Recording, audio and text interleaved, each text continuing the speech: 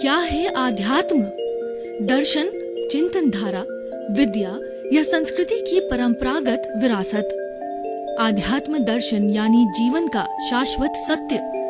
मानव जीवन से जुड़े शाश्वत सत्यों को जानिए और समझिए उपासक डॉक्टर सोहन राज तातेड़ से हमारे खास कार्यक्रम आत्मविज्ञान में। आत्मविज्ञान यानी सही दृष्टि, सही सोच। भाइयों और बहनों, मातृशक्ति को नमन। स्टूडियो में आपका हार्दिक स्वागत है, अभिनंदन है, सत्कार है।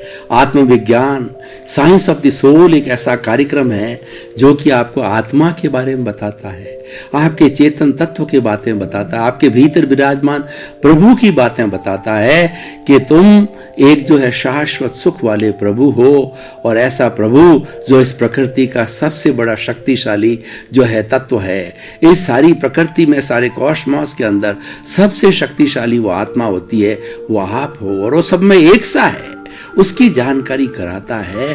तो वो हम अलग अलग एपिसोड्स के माध्यम से, सपोर्टिंग एपिसोड्स के माध्यम से करवाते हैं। तो आज हमारा एपिसोड्स बहुत ही सुंदर एपिसोड है, वो है मति ज्ञान और शुद्ध ज्ञान। भाई और बहनों, 5 तरह के मूल ज्ञान बताए गए हैं: मति ज्ञान, शुद्ध ज्ञान, अवधि ज्ञान, मन प्रयोग ज्ञान और केवल ज्ञान। उसमें से हम 2 ज्ञान आज लेंगे, वो मति और शुद्ध। मति का मतलब होता है बुद्धि, शुद्ध का मतलब है कि जो स्वाध्याय करके जो ज्ञान हासिल किया जाता है, वो ज्ञान लोगों को बांटना, वह शुद्ध ज्ञान कहलाता है। और तो पहले हम मति ज्ञान लेते हैं। मति ज्ञान बुद्धि पूर्वक होता है। मति ज्ञान में किन किन की सहायता ली जाती है? एक तो 5 इंद्रियों की सहायता होती है, और मन की सहायता होती है, बुद्धि की सहायता होती है, चित्त की सहायता होती है, और अहंकार तो उससे जुड़ा हुआ ही है। क्योंकि अहंकार तत्व जब अंतःकरण की परिभाषा करते हैं तो अंतःकरण के सदस्य है मन, बुद्धि, चित्त और अंतःकार, और मन, बुद्धि, चित्त और अहंकार। ये अहंकार जो है यह राग द्वेष है, और ये राग द्वेष ही रंग भरता है हमारे जीवन के अंदर, हमारे विचारों के अंदर। जिसके प्रति हम अच्छा विचार करते हैं तो राग का रंग भरता है, और जिसके प्रति बुरा विचार करते हैं वो द्वेष का रंग भरता है। तो ये राग द्वेष से संपूर्ण दुनिया जुड़ी हुई है, बनी हुई है। सारी दुनिया को बनाने वाला वह राग द्वेष है, और वह अज्ञान है। अगर दुनिया में से अज्ञान समाप्त हो जाता है, वो संभव नहीं है, कभी भी समाप्त नहीं होगा, क्योंकि इस चराचर जगत के अंदर जितने भी जीवित प्राणी हैं वो नरगति, तिर्यंच गति, मनुष्य गति, देव गति और मोक्ष के अंदर जो है वो घूमते रहते हैं। ऐसा कभी भी समय नहीं आता है कि हमारे यह संसार शून्य हो जावे। न तो भूत में ऐसा समय आया है, न वर्तमान में ऐसा समय आया है, और न भविष्य में आने वाला है। असंख्य आत्माएं जो है वो घूमती रहती है, और असंख्य आत्माओं की संख्या फिक्स है, चेतन की भी संख्या फिक्स है, और जड़ का जो सबसे शुद्ध तत्व है, परमाणु है, वह भी चेतन है। यानी न तो इस दुनिया के अंदर, इस चराचर जगत के अंदर, इस सृष्टि के अंदर, इस कुदरत के अंदर न भी जड़ का एक परमाणु घटता है, न बढ़ता है, और न एक चेतन तत्व का लिविंग बीइंग जो है न घटता है, बढ़ता है। तो वो करते क्या है? वो घूमते रहते हैं, वो कन्वर्शन होता रहता है, रूपांतरण होता है। नरगति वाला तिर्यंच में जाता है, तिर्यंच वाला मनुष्य में जाता है, मनुष्य वाला देव में जाता है, और घूमते रहते हैं। और जब कॉजल बॉडी को, जब राग द्वेष को संपूर्ण जीरो कर दिया जाता है, तो फिर ये आत्मा शरीर में नहीं रहती है, वह सिद्ध, बुद्ध और मुक्त हो जाती है। तो भाई और बहनों, ये सारी बात मैंने इसीलिए बताई कि ये जो है हमारे मति और शुद्ध ज्ञान से जुड़ा हुआ होता है। अब हम मति ज्ञान की बात करते हैं तो देखिए, ये जो हमारा 2 तरह के जगत हैं, जो बाह्य जगत है, वो हम आँख खोल करके 5 इंद्रियों से जिस जगत को हम देखते हैं, या जिस जगत का हम रसास्वादन करते हैं, जानकारी करते हैं, वो इंद्रियों का जगत कहलाता है। और वो इंद्रियां हैं, वो 5 इंद्रियां, मति, शुद्ध, अवधि, मन प्रयोग, केवलानी। ये 5 इंद्रियां जो है, इनके 23 विषय है, और इन 23 विषयों के माध्यम से इस संसार के जो है जितने भी विषय है उनको पकड़ती है और उनको पकड़ करके और वो मन को दे देती है। इंद्रियों का काम ये है कि जो जो विषय, आंख जो है देखने का काम करती है, चमड़ी है वो स्पर्श का काम करती है, जीभ है वो रसन यानी खाने का स्वाद का काम करती है, और हमारी आंखें हैं वो देखने का काम करती है, कान है वो सुनने का काम करते हैं। तो ये अपने विषय लेकर के और हमारे जो हमारा मन मैनेजर है उनको दे देती है। मन के 2 काम हैं, एक तो 5 इंद्रियों से प्राप्त विषयों के ऊपर जो है योजना बनाना, और एक दूसरा काम और भी है कि वो अगर भूतकाल के अंदर चला जाता, भूतकाल की कल्पना करता है और वर्तमान में रहता है तो सारा चिंतन करता है, और वो चिंतन क्या होता है, चिंतन मनन और निध्यासन के रूप में होता है। और अगर भविष्य की जो कल्पना में भी मन जा सकता है, लेकिन हमारे भूत भविष्य वर्तमान जो तीनों काल को हम जब तक एक साथ जोड़ के नहीं रखेंगे तब तक हम अखंड नहीं बन सकते, क्योंकि बहुत सी जानकारी करने के लिए हालांकि ये कहा गया है कि वर्तमान में ही जीना चाहिए। वर्तमान में जीना भाव क्रिया है, भाव क्रिया का साधना है, और भाव क्रिया में मुक्ति की ओर ले जाती है। जो केवल वर्तमान में जीता है वो बहुत बड़ा साधक है, और वो मोक्ष का अभिलाषी है, वो मुमुक्षु है और मोक्ष की साधना करता है। लेकिन कई बार हमें जो है वह भूतकाल में और भविष्य काल में जाना पड़ता है, और जाना भी चाहिए और जाना ही पड़ेगा। जैसे भूतकाल के अंदर हम जाते हैं तो हम चिंतन करते हैं कि हम 10 वर्ष की अवस्था में, क्यों कि हम जो कोई वर्तमान का चिंतन करते हैं, वर्तमान में मन वचन काया से जो है, मन तो हमारा चिंतन करता है, वचन हम बोलते हैं और काया कार्य करती है। तो जब हम बोलते हैं तो खास तौर से बोलने पर कई चीजें ऐसी होती है कि हमें भविष्य के अंदर जाना पड़ती है। उदाहरण के तौर पर हम कोई भी चिंतन करके बोलते हैं कि जो है हमारे मैं जो है वो 10 वर्ष की अवस्था के अंदर ये कार्य करता था, तो जो आप 10 वर्ष की अवस्था के अंदर कार्य करते, इसका मतलब आपको भूतकाल में जाना पड़ेगा, उस अवस्था का परिचय करना पड़ेगा, और उसके बाद में कभी हम ये चिंतन करके ये बोलते हैं अपने मुंह से कि आने वाले समय के अंदर जो है मैं इतनी पुस्तकों की रचना कर लूंगा, मेरी फैक्ट्री इतना प्रोडक्शन करेगी, या हमारे जो बाल बच्चे होंगे उनका इस तरीके से हम भरण पोषण करेंगे, बाल बच्चों को सेटल करेंगे। तो इसका मतलब हम भविष्य के अंदर चले गए। तो हम ये खंड है, भूत भविष्य वर्तमान जो है ये अखंड है, और हम एक एक है, ये खंड है, हमें जाना पड़ता है, लेकिन मुख्यतया हमें वर्तमान में ही जीना चाहिए। तो ये हमारा ये सारा कार्य जो हम कर रहे हैं, चाहे इसका मन एक साथ में जुड़ता है, इंद्रिय जुड़ती है, ये सारा मति ज्ञान होता है। ज्ञान के बिना कुछ भी काम नहीं चल सकता। भाई और बहनों, मैं आपको बताना चाहता हूं, हम ड्राइविंग कर रहे हैं, अगर ड्राइविंग के नियमों का ध्यान नहीं रखते हैं, कीप टू द लेफ्ट नहीं करते, स्टीयरिंग को बराबर नहीं घुमाते हैं, सामने से कोई आ गया उससे हम बचाव नहीं करते हैं, या ड्राइविंग के समय हम लेफ्ट राइट देखते हैं, सामने नहीं देखते हैं, तो आप समझ सकते हो क्या स्थिति हो सकती है, भयंकर एक्सीडेंट हो सकता है। दूसरा, जो गृहिणियां हैं जो रसोई में काम करती है, तो रसोई के अंदर अग्नि के द्वारा कार्य करती है, तो वह अग्नि की तरफ ध्यान नहीं रखती है और कोई चीज को भगोले को ऊंचा नीचा करती है और उसकी साड़ी उस अग्नि की लपेट में आ जावे, तो क्या हो सकता है, भयंकर स्थिति बन सकती है।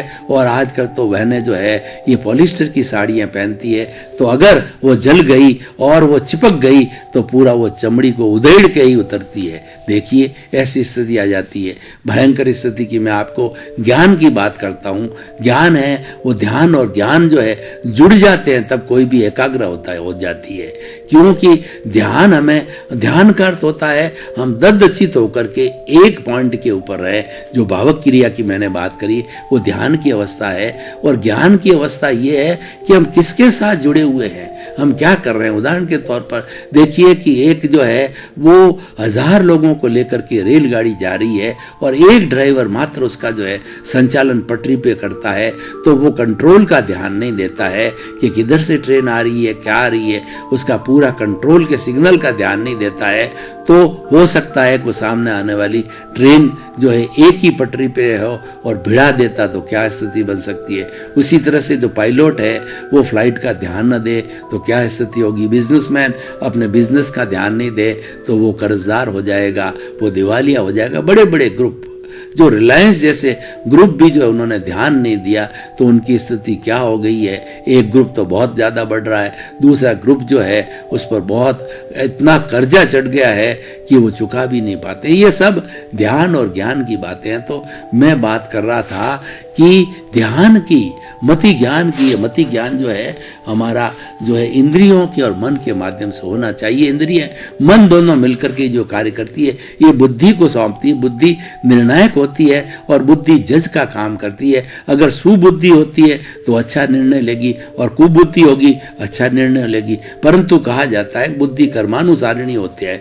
भीतर से जो कर्म हमारे भाव है, वो जो हमारा भाव है वो विचार बन के आते हैं, बुद्धि उससे प्रभावित हो जाती है। और जो मन के द्वारा, इंद्रियों के द्वारा दिया गया जो कोई भी वक्तव्य है, जो कोई भी उनके द्वारा दिया गया मैटर है, उसके ऊपर वो गलत निर्णय लेकर के और किसी को दुख देने वाला निर्णय ले लेती है और खुद कुबुद्धि बन जाती है।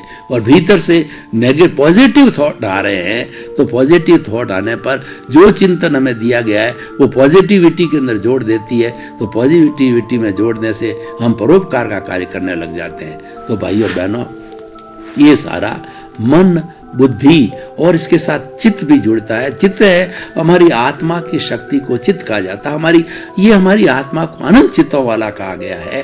कारण इसका ये है कि इस शरीर के अंदर बहुत से फैक्टर काम करते हैं। शरीर को चलाने वाले इतने तंत्र है हमारे, और इतने जो है हमारे अवयव है वो सारा काम करते हैं। और जो वो 60 खरब कोशिका हैं, एक एक खरब कोशिका, एक एक कोशिका को जो एनर्जी आत्मा के साथ दी जाती है, उस एनर्जी को प्राप्त करके एक कोशिका स्वयं अपने आप में पावर हाउस बन जाता है। और एक कोशिका स्वयं अपने आप में जो कल्चर मीडिया के बाद से मादा के गर्भ के अंदर उसको रख जाती है। तो उसके व्यक्ति का जैसा एक कोशिका, जिसकी कोशिका होती उसके जैसा हूबहू, और उसके जैसा जो है वो पूरी शरीर, उसके डुप्लीकेट जो है वो व्यक्ति को वो पैदा कर लेती है। हालांकि ये प्रयोग क्लोनिंग के पहले अमेरिका में हुए 2005 के अंदर, 2002 में, लेकिन रोक दिए गए। इस कारण रोक दिए गए कि मनुष्य जो है वो एक बहुत बड़ा सर्वश्रेष्ठ प्राणी है, वो विवेकवान प्राणी है, और वहां पर जो हमने क्लोनिंग करा दी तो इसका बहुत दुरुपयोग हो जाएगा, इसके घातक परिणाम हमारे सामने आ जाएंगे। तो इसीलिए वो रोक दिया गया। लेकिन दूसरे हमारे जितने भी पेड़ है, पौधे है, पशु है, पक्षी, उसमें क्लोनिंग आज भी चल रहा है, और वो द्रुत गति से चल रहा है। एक ही क्लोनिंग, जैसे एक सी गायें, एक सी भैंसें, एक से गुलाब के पौधे, एक से पेड़ है, और एक से शंकर बाजरा वगैरह, एक ही तरीके के बीज पैदा किए जा रहे हैं। तो भाई और बहनों, मैं ये कहना चाह रहा था कि ये सारा मति ज्ञान पूर्वक होता है। और मति ज्ञान है वो हमारे जो मन और बुद्धि, और जो है हमारी मन से और इंद्रियों से, बुद्धि से होता है, और उसके साथ में चित्त जुड़ता है, और अहंकार जो इसको अच्छा बुरा बनाता है, उसको रंग देता है। ये सारा अंतःकरण का कार्य जो है वो मति शुद्ध ज्ञान पूर्वक जो है अंतःकरण का कार्य होता है। अब हम शुद्ध ज्ञान की बात करते हैं। शुद्ध का मतलब होता है कि बोलना, उपदेश देना। तो हम जो देखिए स्वाध्याय करना, इस स्वाध्याय के 5 भाग है। पहला भाग कौन सा है कि पहला भाग जो है वह प्रश्ना, यानी पूछना। हम एक दूसरे से वार्तालाप कर रहे हैं और हमारे मन के अंदर कोई गुत्थी है, मान लो सत्संग चल रही है, तो वो प्रश्न पूछा जाना चाहिए, जिज्ञासा की जानी चाहिए, इसका क्या अर्थ है। वो कंफ्यूजन भीतर घूमता रहता है तो हम क्लियर नहीं करते हैं, और क्लियर नहीं होने से हम कई बार गलत प्ररूपना कर देते हैं, रॉन्ग बिलीफ जमा देते हैं। रॉन्ग बिलीफ जो है वो हमें संसार में घुमाती है, और राइट बिलीफ हमारी जिज्ञासा से उस प्रश्न का सही उत्तर प्राप्त करके, गुरु से प्राप्त करके, वो राइट बिलीफ हमें सम्यक दर्शन कहलाती है, और वो मोक्ष की नींव लगाती है। इतना बड़ा अंतर है हमारा, और ये जिज्ञासा के द्वारा प्रश्ना से किया जा सकता है। और जो दूसरा स्वाध्याय का दूसरा जो होता है प्रश्ना, पहला प्रश्न होता है, और दूसरा होता है कि जो है ईश्वर प्राणिधान, हम ईश्वर के बारे में भक्ति करें, हम ईश्वर के बारे के अंदर चिंतन करें, उपदेश दें, और हम स्वाध्याय करें, प्रवचन करें। वो सारा जो है वो ईश्वर प्राणिधान के अंदर आता है। और इसके कुल 5 भाग बताए गए हैं कि चितारना, यानी हमें जो कुछ भी हमने ज्ञान पहले प्राप्त किया उस ज्ञान की पुनः पुनः जो है उस ज्ञान को पढ़ो और देखो कि जो आपने पुरुषार्थ की परिभाषा दी है कि मैं तो ज्ञाता हूँ, मैं तो दृष्टा हूँ, मैं जानने वाला हूँ, मैं देखने वाला हूँ, और इसका चिंतन करना ही पुरुषार्थ है और शेष सारा परिणाम है जो परिणाम जड़ है। और ये हमारा हम जो पुरुषार्थ करते हैं ये दृष्टि है, मात्र ये समझ का फेर है, उसी को सम्यक दर्शन कहते हैं। ये सारा सम्यक दर्शन शुद्ध ज्ञान से आता है। शुद्ध ज्ञान हमें गुरु से मिलता है। गु का अर्थ होता अंधकार और रू का मतलब होता दूर करने वाला। शुद्ध ज्ञान देने वाला जो गुरु होता है वो ऐसा एक महान व्यक्ति होता है कि वह हमारे अज्ञान रूपी अंधकार को, तिमिर को हमारे जीवन से हटा करके और हमें ज्ञान रूपी दीपक जला देता है। ज्ञान को एक दीपक की उपमा दी गई है। घना अंधकारा है, सदियों सदियों का अंधकार है, उसके अंदर अगर अपने एक छोटा सा जो है दिया जला देते हैं तो अंधकार भाग जाता है, वो तिमिर समाप्त हो जाता है।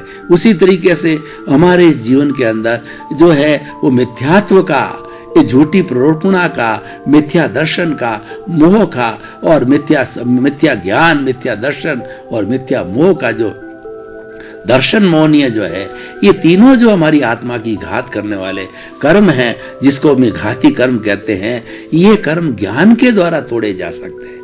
ज्ञान देखिए एक आरी है जो अज्ञान रूपी जो वेल्डिंग है शरीर और आत्मा के बीच में पड़ी है, उसको काटने वाली आरी है वो ज्ञान है। ये गुरु से मिलता है और शुद्ध ज्ञान से मिलता है। और शुद्ध ज्ञान जितना होता है ये मति और जो है मति ज्ञान पूर्वक शुद्ध ज्ञान होता है। शुद्ध ज्ञान इंडिपेंडेंट नहीं हो सकता, उसको सहारा लेना पड़ता है। मति और मति का सहारा लेना पड़ता है। मति में पूरा सिस्टम मैंने बताया कि मन, बुद्धि, चित्त, अहंकार, ठीक है ना, और ये सारी चीजें उसके अंदर जुड़ी हुई रहती है। तो देखिए शुद्ध ज्ञान बहुत बड़ा साधक है, बहुत बड़ा साधन है। शुद्ध ज्ञान को प्राप्त करके ये केवल ज्ञान का रूप है। क्यों केवल ज्ञान होता है? वो स्वयं के उपयोगी होता है। शुद्ध ज्ञान है दूसरों के लिए उपयोगी होता है। जो हमारे तीर्थंकर भगवान केवल ज्ञानी बनते हैं तो वो तिन्नाणम तारयाणम होते हैं, स्वयं तरते हैं और औरों को तारते हैं। तो केवल ज्ञान की प्राप्ति होने के बाद में देखिए दो तरह के केवल ज्ञानी होते हैं। एक तो केवल ज्ञानी जो है वो समोषण नहीं होता, उनका प्रवचन नहीं देते, तो वो तो उनका स्वार्थी तत्व हो गया, वो स्वयं के कल्याण के लिए।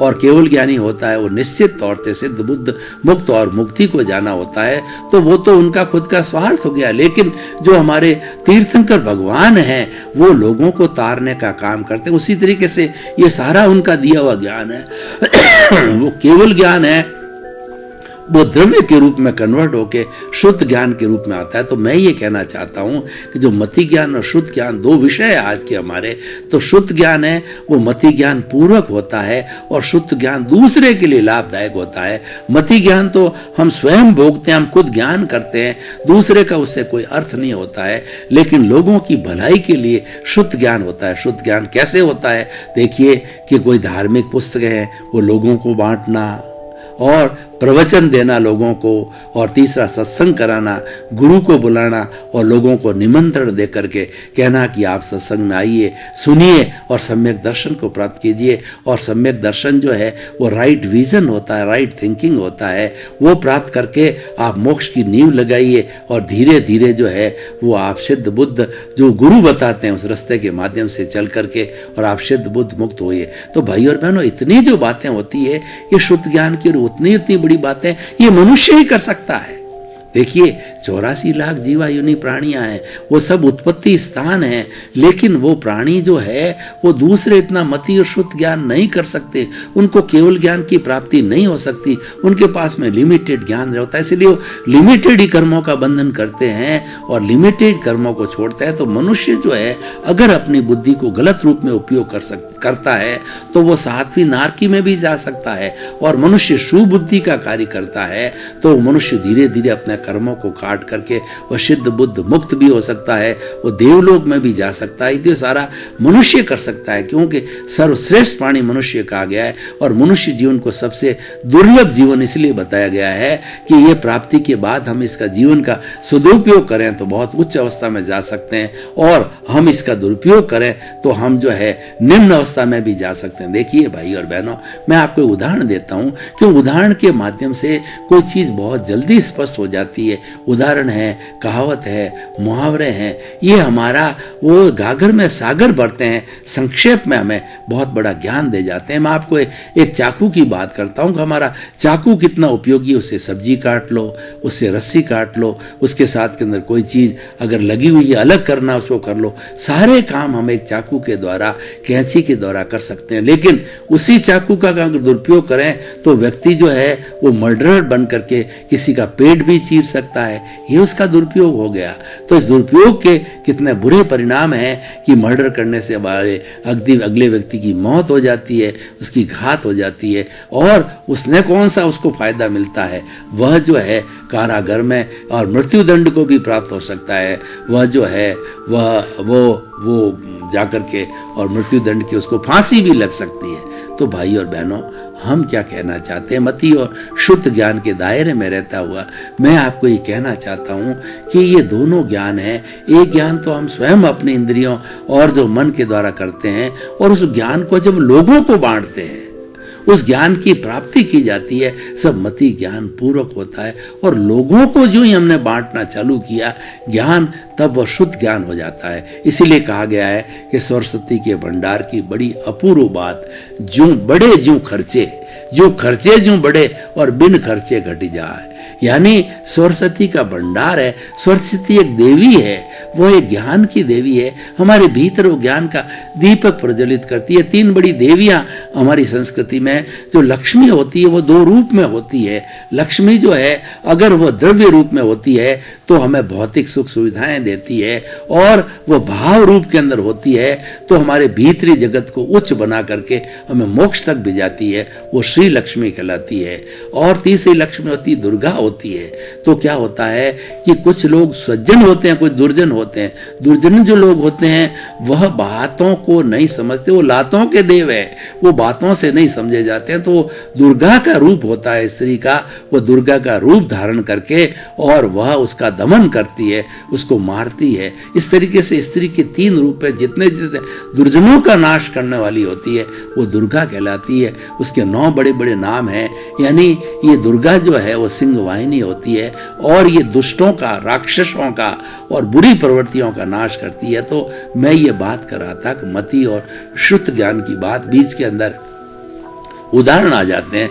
वो उदाहरण है वो आपको सही मायने के अंदर चीज को स्पष्ट करते हैं, उसके अर्थ को समझाने में बहुत इजी होता है। तो हमें इस एपिसोड को जो है मैं जो सारे जो है सदन के सामने खोलता हूँ, यानी लोगों के सामने प्रेजेंट रखता हूँ, उसको कसौटी पर कसता हूँ। तो कसौटी पर कसने पर हमको मालूम होगा कि ये मति ज्ञान और शुद्ध ज्ञान है, दोनों हमारे लिए बहुत लाभदायक है। इसका चिंतन किया जाना चाहिए। देखिए हम चिंतन कैसे करें, हम इस मति और शुद्ध को अच्छा बनावें।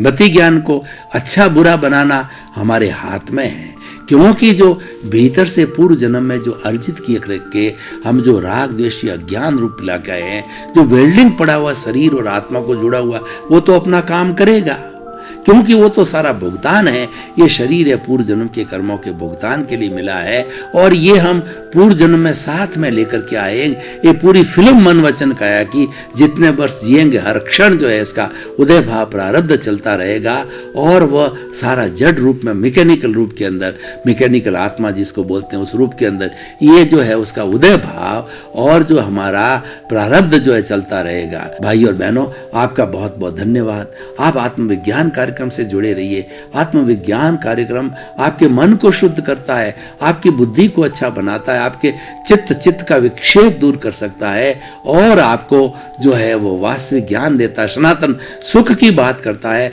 और वो सनातन सत्य बताता है आपको, जिसके माध्यम से आप सनातन सुख को प्राप्त कर सकते हो। तो इसी क्रम में आपका जीवन आनंदमय हो, मंगलमय हो, सुखमय हो, और जीवन में आप खूब परोपकार करें। आपके प्रति मंगल भाव। आत्मविज्ञान में आत्मविज्ञान यानी सही दृष्टि, सही सोच।